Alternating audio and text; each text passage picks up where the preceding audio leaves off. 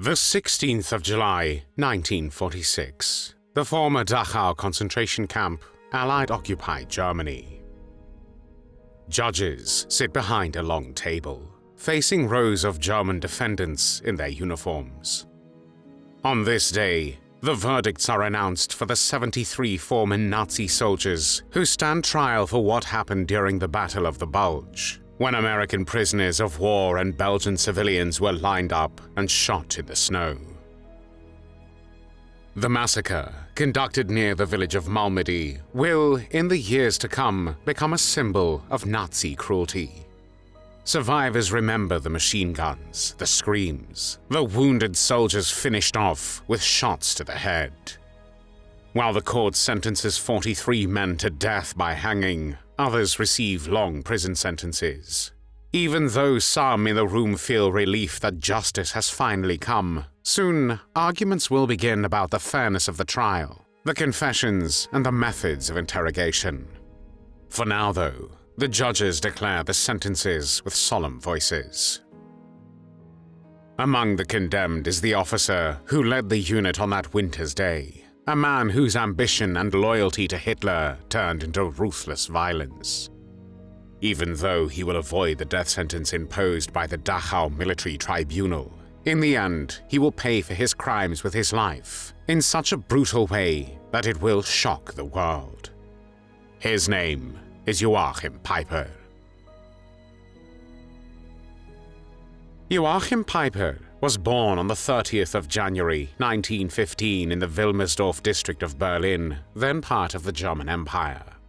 He was the third son of Waldemar Peiper, an officer in the Imperial German Army, and Charlotte Maria Schwarz, a woman from a respectable Berlin middle-class family. Charlotte represented the traditional role of an officer's wife, focused on maintaining the social status and stability of the family. Together with Waldemar, she raised their children in a household shaped by discipline, loyalty to the German Empire, and a deep sense of national pride. Waldemar, like many veterans of the First World War, was deeply disillusioned and embittered by Germany's defeat in World War I and the Treaty of Versailles, which held Germany responsible for starting the war. He embraced nationalist and right-wing views, including the belief in the stab-in-the-back myth, a conspiracy theory that claimed Germany had not lost the war on the battlefield, but had been betrayed by internal enemies, especially Jews and communists. This toxic belief system would also shape the worldview of his children, especially Joachim. After the First World War, Germany was politically unstable. The monarchy fell, and the Weimar Republic, the informal name of the German state from 1918 to 1933, took its place. The country suffered from economic chaos, political violence, and social unrest. Extreme ideologies gained traction, especially those spread by the Nazi Party. Adolf Hitler came to power on the 30th of January 1933. The same day, the political climate drastically changed, and Joachim Peiper turned 18. Like many young men of his time, Peiper, in the company of his brother Horst, joined the Hitler Youth, which was the Nazi-organized youth movement. There, he was trained in military discipline, physical endurance, and Nazi ideology.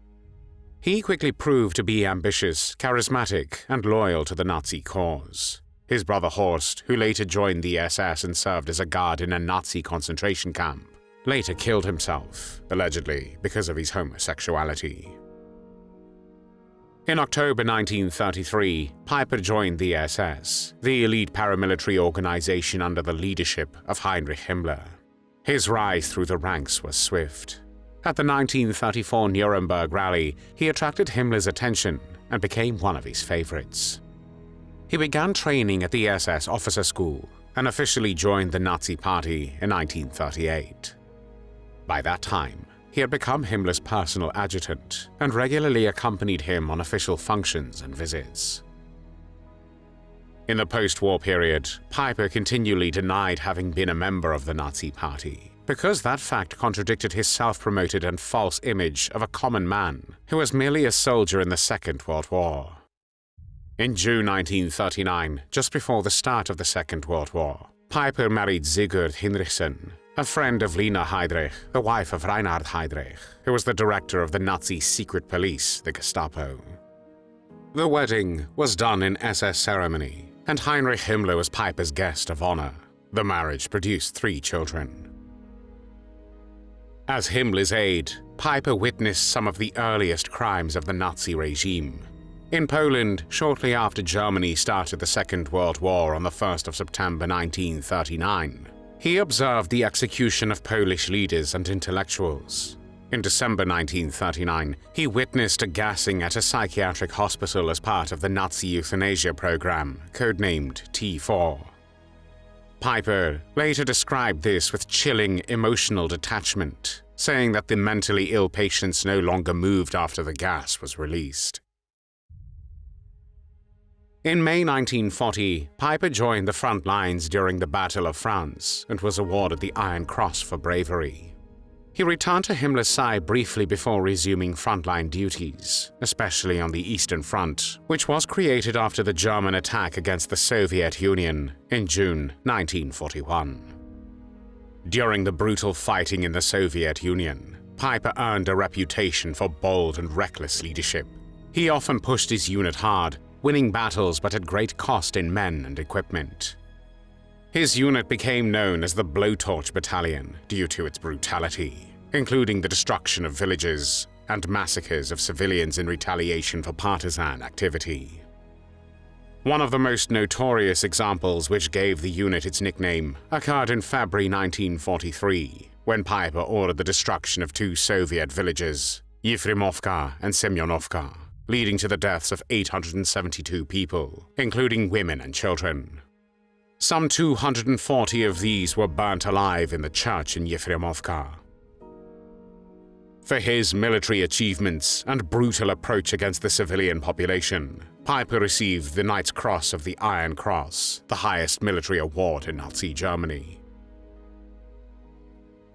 After campaigns in the Soviet Union, Peiper was sent to northern Italy in 1943. This happened only weeks before the Italians changed sides and surrendered to the Allies, and Nazi Germany occupied part of Italy. There, his unit committed another atrocity in the town of Boves. Peiper promised local negotiators that he would spare the town if captured members of the SS would be released from resistance captivity. Although the soldiers were released, Peiper ordered his men to open fire on the town anyway. Civilians were murdered, houses burned, and local priests and negotiators were brutally killed. In total, 23 civilians were killed and 350 houses were destroyed.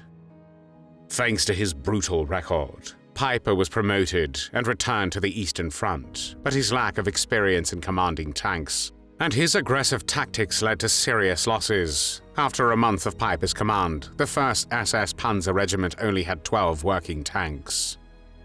By December 1943, he was relieved of command due to the heavy casualties his decisions caused. In 1944, Peiper and his unit were redeployed to Western Europe to confront the expected Allied invasion. After the D-Day landings in Normandy, which took place on the 6th of June 1944, Peiper's unit suffered major losses, and he experienced a nervous breakdown, after which he was temporarily removed from active command. This changed when in December 1944, Joachim Peiper got a major role in the German Ardennes Offensive, also known as the Battle of the Bulge. This was Nazi Germany's last significant offensive in the West. On the 17th of December 1944, Peiper's forces encountered an American convoy near the Belgian village of Malmedy. After capturing the American soldiers, his troops executed at least 84 of them. Survivors later described how they were lined up in a field and shot by machine guns. Wounded soldiers were finished off with shots to the head. Some of the fleeing prisoners of war ran to and hid in a nearby cafe. Members of the Waffen-SS, which was the military branch of the SS, then set the cafe afire and killed every US prisoner of war who escaped the burning building. Over the next few days after the Malmedy Massacre, Peiper's unit was still murdering civilians and prisoners of war. They murdered around 450 people, including 350 American soldiers and roughly 100 Belgian civilians. After Germany's surrender, which took place on the 8th of May, 1945, Joachim Peiper was captured by American forces and interrogated. His statements revealed that he remained ideologically committed to Nazism. Peiper expressed hatred for Jews and Poles, and criticized the Allies for freeing people whom he referred to as dangerous.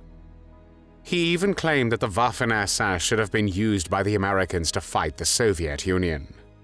Joachim Peiper was among those put on trial at Dachau in 1946 for the Malmedy Massacre and other war crimes. He and 72 other SS soldiers were found guilty.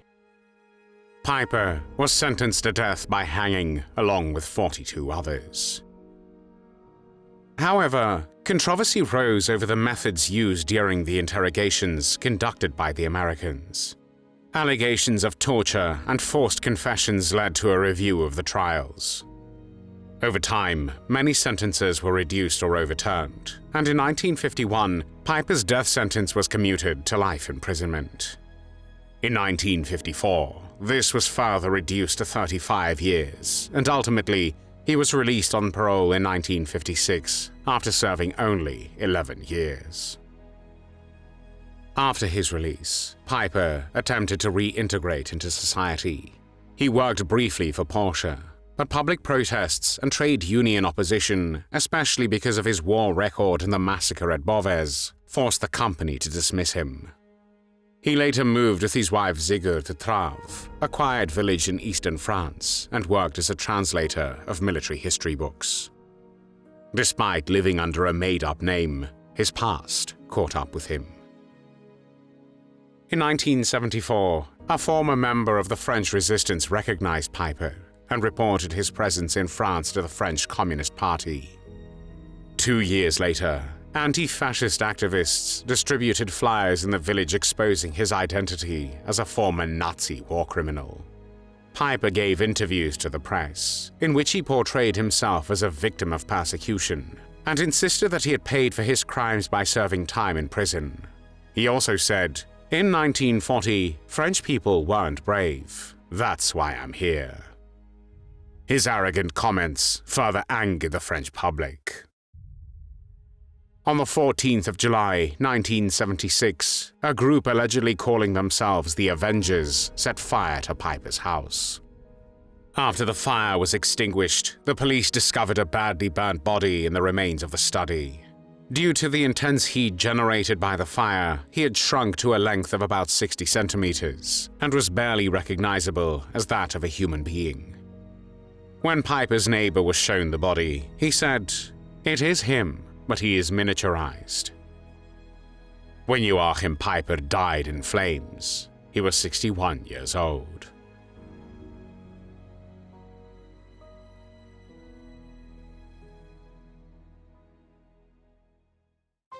Thanks for watching the World History Channel. Be sure to like and subscribe, and click the bell notification icon so you don't miss our next episodes. We thank you, and we'll see you next time on the channel.